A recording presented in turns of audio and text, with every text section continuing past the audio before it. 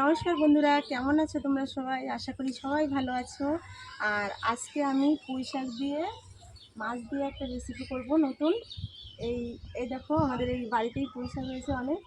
আর এই পুঁই শাকগুলোই আমি এখন কেটে নেব। কেটে নিয়ে মাছ দিয়ে তরকারি করব। পুঁই শাকের কীভাবে করবো সেটা তোমাদের সাথে শেয়ার করব। পুরো ভিডিওটা দেখতে থেকো।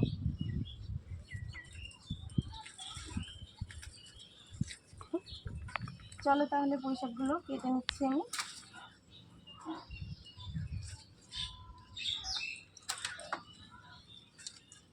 অনেক পুঁই শাক হয়েছে আমাদের বাড়িতে, খাওয়ার লোক নেই, কে খাবে। আর এই কুমড়ো শাকও হয়েছে, দেখো এই দেখো কুমড়ো হয়েছে একটা,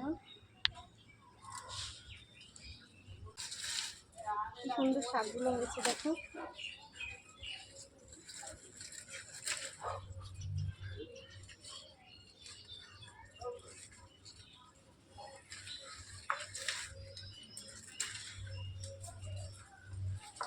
সেগুলো দেখেই তো খেতে ইচ্ছা করে, এত সুন্দর শাক।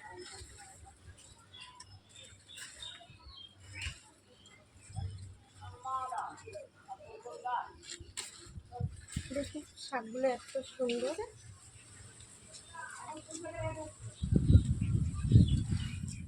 এখন আমি পুঁই শাকগুলো কেটে নেব।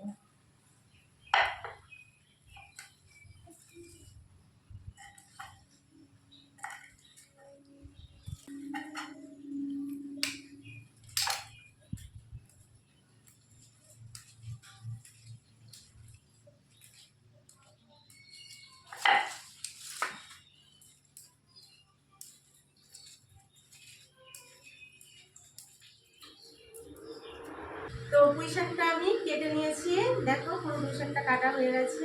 এবার চলো রান্নাঘরে যাওয়া যাক, রান্না করতে। গ্যাসটা জ্বালিয়ে নিলাম, কড়াটা বসিয়ে দেবো। কড়াটা গরম হয়ে গেছে, এখানে আমি সর্ষের তেল দিয়ে দেবো কড়াতে। দুটো শুকনো লঙ্কা দিয়ে দেবো একটু কালো জিরে।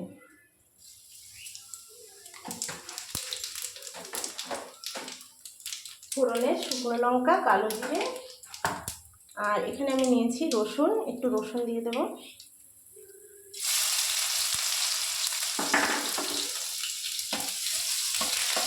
আমি যে পুঁই শাকটা কেটে নিয়েছিলাম, কেটে ভালো করে ধুয়ে নিয়েছি। এবার পুঁই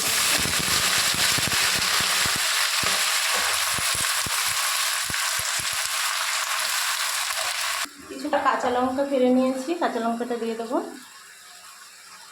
এখানে দিয়ে দেবো হলুদ গুঁড়ো, আর দিয়ে দেবো লবণ পরিমাণ মতন।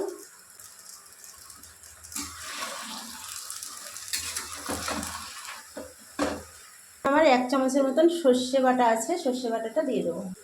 আর একটু লঙ্কা বাটা, একটু লঙ্কা সর্ষে বেটে রেখেছিলাম, বাটাটা দিয়ে দিলাম। অল্প হালকা পরিমাণে দিতে হবে, বেশি না। পুঁই শাকে যে জলটা বেরিয়েছে, আমি এখানেই একটু জল দিয়ে দেবো তরকারিতে, কেননা এই জলটা টানতে অনেকক্ষণ দেরি হবে। এই জলটা না টানলেও কোনো অসুবিধা নেই, আমি এখানে একটু জল নিয়েছি, জলটা দিয়ে দেবো। এবার আমি ঢেকে দেবো।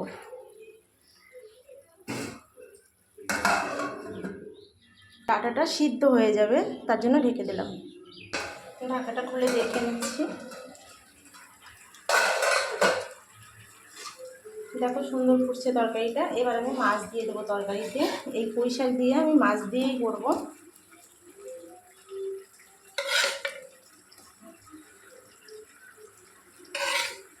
এখানে মাছের মুড়োটাও দিয়ে দিচ্ছি।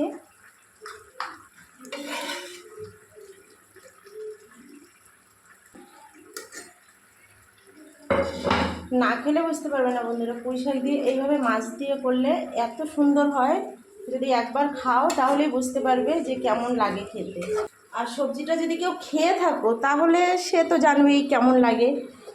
আর যে খাওনি সে ভাববে হয়তো যে কি করে রান্না করছে, এইভাবে ভালো লাগবে নাকি। কিন্তু একবার যদি খাও না তোমরা, এটা দিয়েই ভাত খাওয়া হয়ে যাবে, আর কিছু লাগবে না। ঠিক আছে, তোমরা রান্না করে খাবে, এইভাবেই রান্না করে খেয়ে দেখবে। আমি সর্ষে বাটাটা দিয়েছি, তোমরা না দিলেও পারো সর্ষে বাটাটা, এমন কোনো মানে জরুরি না যে সর্ষেটা দিতে হবে। একটু আদা জিরেও দিতে পারো বেটে, মানে কাঁচা লঙ্কা চিড়ে দিলেও হয়ে যাবে। আর কালো জিরে ফোড়ন দিয়ে কাঁচা লঙ্কা চিড়ে দিয়েও রান্না যায় এই সবজিটা। ঠিক আছে, আমি মাছগুলো সিদ্ধ হওয়ার জন্য আর একটু ঢেকে দেবো, মাছটা ভালো করে হয়ে যাবে। তরকারিটা হয়েই গেছে, আমি একটু জিরার গুঁড়ো দিয়ে দেবো উপর থেকে। এটা হচ্ছে ভাজা জিরার গুঁড়ো, মানে আমার ঘরেই তৈরি করা ভাজা জিরার গুঁড়ো, একটু দিয়ে উপর দিয়ে নামিয়ে দেবো।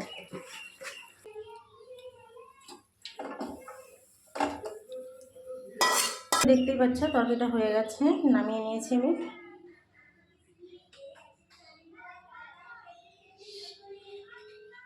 রান্নাবাড়া কমপ্লিট হয়ে গেছে বন্ধুরা, চলো খেয়ে দেখছি কেমন হয়েছে। পুঁই শাক দিয়ে মাছ দিয়ে তরকারি, তা আমি মাছের থেকে মাথাটা ভালো খাই, তার জন্য মাথাটাই নিয়েছি, মাছটা বেশি ভালো লাগে না।